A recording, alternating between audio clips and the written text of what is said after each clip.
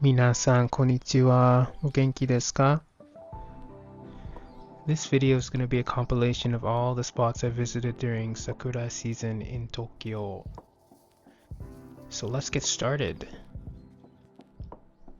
This was one of the first places I saw cherry blossoms this year, and as you can see, not a famous park, it's not a tourist spot, it's just a quiet residential neighborhood tucked away from the crowds. It felt really peaceful being here, almost like discovering a hidden gem. Yeah, there are only a handful of people here, and I would tell you where this place was, but to be honest, I have no idea. I just kind of stumbled across it as I was exploring Tokyo. And if you're visiting Tokyo and you're sort of walking around aimlessly during cherry blossom season, chances are you'll come across a hidden gem like this too. So that about wraps it up for location 1. Time for some food, because who doesn't love pasta?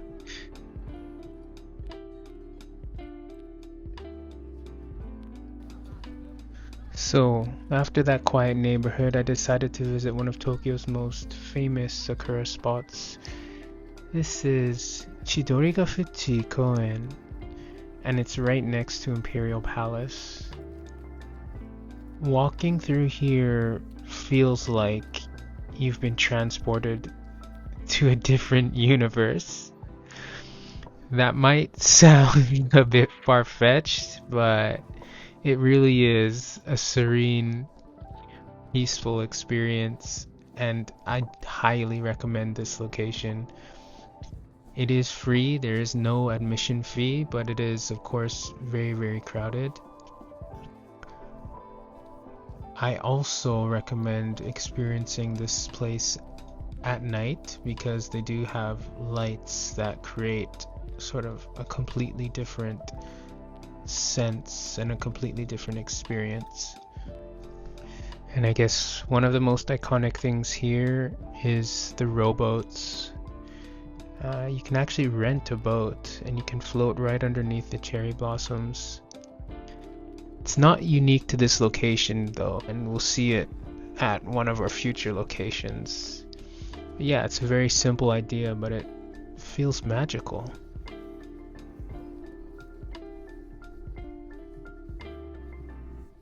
The cherry trees here line the edge of a moat, and they basically just stretch for hundreds and hundreds of meters.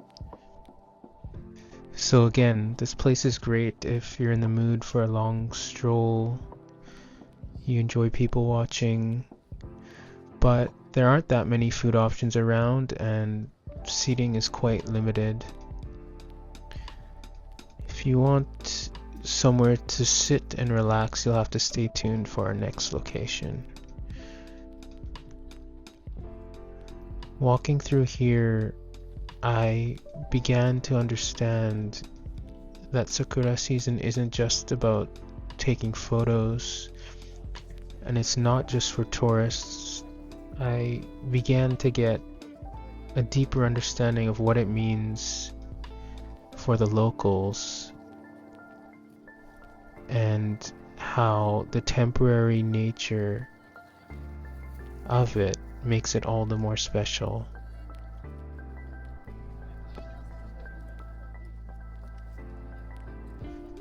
Because these flowers don't last that long, sometimes just a few days, and if you miss that window, you have to wait an entire year to see them again.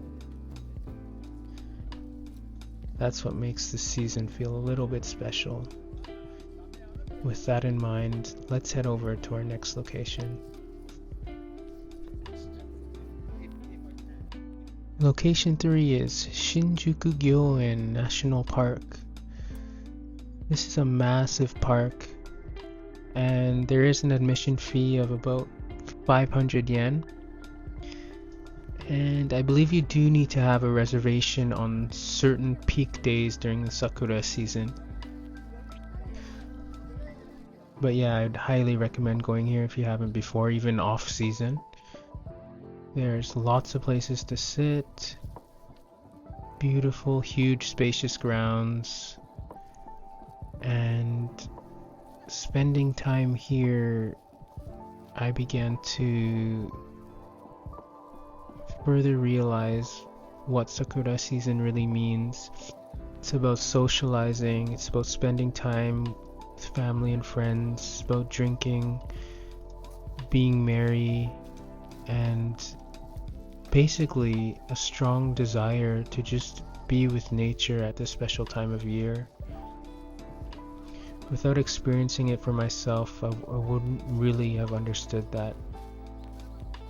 It's a beautiful thing, really. Location 4 is Meguro aka Meguro River. It's got a completely different vibe, a completely different energy. You're basically walking along the river for several kilometers, and it's a beautiful little stroll. The river is lined with sakura trees. The energy is a bit different from park. It feels more like a festival. There are lots and lots of different places to eat, and one place in particular is the Starbucks Reserve Roastery.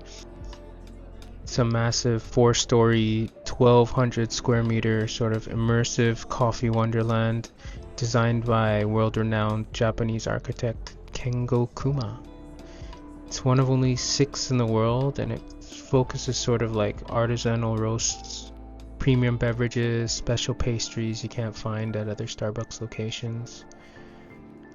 I tried to go in there at 9 a.m., but there were 829 parties ahead of me at that time with a 4-hour wait. So if you do want to try going in there, maybe head over at 6 a.m. or 7 a.m. I'm not sure when they start accepting reservations. Good luck. While there are parts of the river that are very crowded, there are also parts that are quiet, calm. Those have their own unique appeal too. One of the really cool things about this location is that you can take a boat ride, and it's a 70 to 80 minute cruise down the river. You can see around 800 sakura that way. The cost is around $50 to $100 per an adult based on the package that you choose.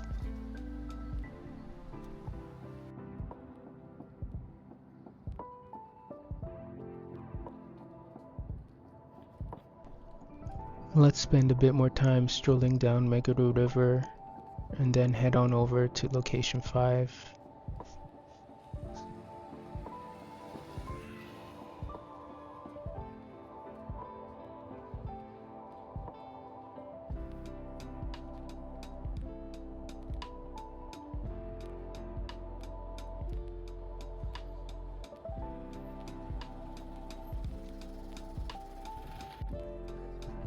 Location 5 is Ueno Park, aka Ueno Koen, and it's one of the most famous places in Tokyo as well.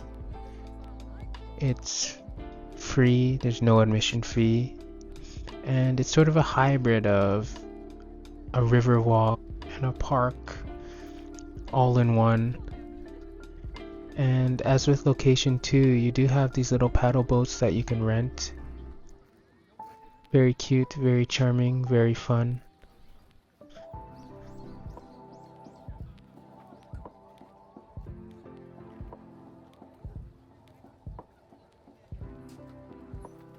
This is the south side of the park.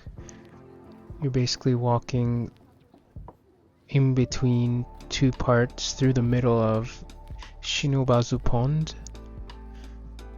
And this is one of sort of 2 sections of the park that has sakura. can access this part of the park directly from Ueno Station, and it's a bit of a shorter walk compared to the part further north, which we'll see shortly. Oh, and of course, food stalls. There's really good food options at Ueno, lots of places to eat as well.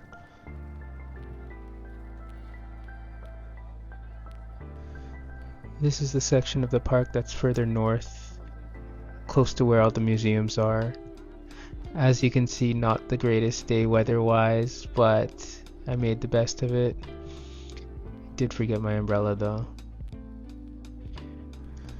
As with Chidorigafuchi, I would recommend checking this place out at night as well. It's just a completely different experience. Unfortunately, I don't have any footage at night, so you'll have to check it out for yourself. Yeah, after all that walking, I did get a little hungry. Yummy.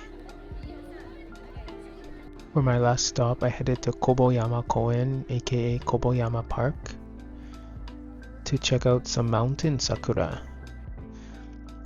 This location does involve a beginner-friendly hike of 2 to 3 hours, but because of that, it's much less crowded, and you really do get some beautiful views. The sakura here don't really do justice to the scenery, and I did go slightly late here, so I did miss full bloom. If you go on time, it would be far more spectacular. Still, these views were definitely worth the journey up.